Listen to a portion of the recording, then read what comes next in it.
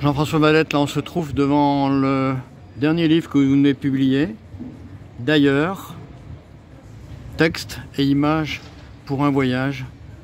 Alors dites-nous un petit peu ce qu'est ce recueil de poèmes et de photos. Alors c'est peut-être le dernier, mais c'est surtout le premier. Mais ça ne sera pas le dernier. Je sais pas. C'est depuis pas mal d'années, depuis 40 ans, je fais des photos, depuis que je suis adolescent. Et je fais des photos un peu sur un mode l'aléatoire, c'est-à-dire un événement, un visage, une situation qui me touche profondément. Et en me disant ça mérite d'être gardé ou d'être partagé. Et puis depuis 3-4 ans, je me suis mis à écrire des petits textes un peu poétiques dans l'idée de, c'est une pensée qui me traverse, c'est le titre d'un journal qui m'amène à réfléchir, c'est un événement, une conversation. C'est-à-dire dans le quotidien, dans la grisaille du quotidien, dans la banalité du quotidien, quelque chose qui surgit et qui fait sens et qui donne envie d'être revisité dans quelque chose d'une démarche, j'appellerais spirituelle, au sens d'apprendre à se connaître, à mieux se connaître et à s'ouvrir à ce qui nous anime profondément, et puis aussi d'être partagé, c'est-à-dire ce qui fait sens pour enrichir le lien avec les autres. Qu'est-ce qui vous a fait passer du SMS, pas quotidien, mais quasi, que vous envoyez à vos amis, à l'impression papier? Alors plusieurs choses, c'est d'abord le retour, c'est-à-dire que j'ai eu plusieurs amis qui m'ont dit ça mériterait autre chose qu'un SMS. Et puis le hasard d'une rencontre, savoir le directeur des éditions de la Chronique sociale, qui est un ami qui, en voyant mes photos, un jour m'a dit je cherche à faire quelque chose d'original pour les 100 ans de la maison d'édition de la Chronique sociale. Et je me suis dit peut-être rechercher à faire un agencement entre tes textes et tes photos. Et l'idée m'a paru assez intéressante, et puis assez rapidement je me suis dit c'est impossible parce que j'ai beaucoup trop de photos et j'avais jamais fait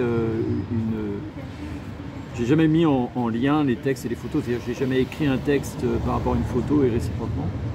Et puis en faisant un travail d'invitation à une aide à la sélection, j'ai envoyé 300 textes et 300 photos à une cinquantaine d'amis.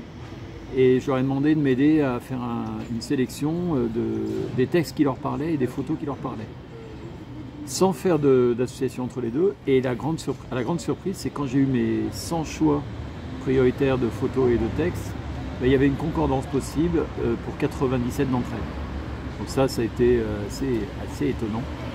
Et du coup, cet ouvrage permet de mettre en résonance, de manière plus ou moins explicite, plus ou moins forte, un texte et une photo.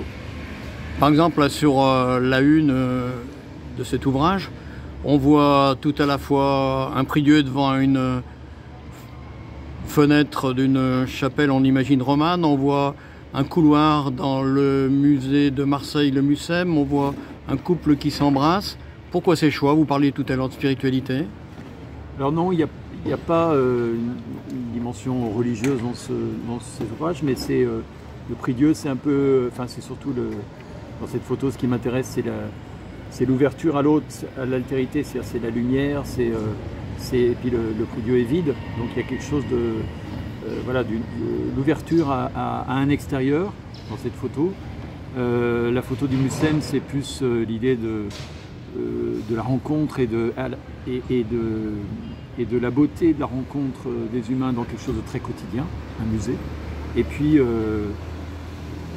ce baiser de deux amis qui signifie quelque chose de très fort dans les gestes les plus communs de ce qui fait l'humanité. Comment est-ce qu'elle vient, cette inspiration quotidienne que vous continuez à livrer par SMS? Alors j'ai un peu baissé l'expression par SMS, même si je continue, notamment j'ai plus fait des photos actuellement. Moi ça a toujours été quelque chose d'important dans la vie, c'est même si on est pris par 1000 choses très organisées, planifiées, contingentées, l'importance d'être disponible à l'étrangeté. ou à une banalité qui fait sens. Et dans mon quotidien, que ce soit au travail ou dans les vacances ou dans ma vie familiale ou amicale, j'ai toujours ce goût à saisir quelque chose qui peut faire sortir de ce moment, qu'on peut appeler la banalité du quotidien, et pour essayer d'en tirer quelque chose qui va creuser en nous une réflexion, un questionnement, un désir d'autre chose d'ailleurs. Et le titre est un peu dans cette veine-là, c'est-à-dire je crois que quand on parle de spiritualité, c'est cette capacité qu'on a à s'ouvrir à l'ailleurs en nous et à l'ailleurs de l'autre, où il y a toujours quelque chose d'un mystère, quelque chose du non saisissable, quelque chose du lâcher-prise. Vous attendez un retour de ces textes, de ces photos? Oui et non, c'est-à-dire que quand j'écrivais mes SMS, c'était bien dans l'idée d'envoyer ça à mes amis avec l'espoir parfois d'avoir une résonance qui permette de poursuivre l'échange avec eux.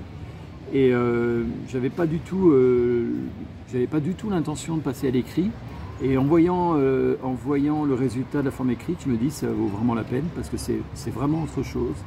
Je me dis, ça me fait réfléchir sur le fait que la révolution numérique n'efface pas l'écrit, c'est-à-dire que le livre ou le journal ou le papier, le support papier a encore un sens très important. Et effectivement, j'attends aujourd'hui que ce format de livre soit partagé par cette idée par ceux qui l'auront lu et que ça va toucher, qu'ils puissent le partager à d'autres.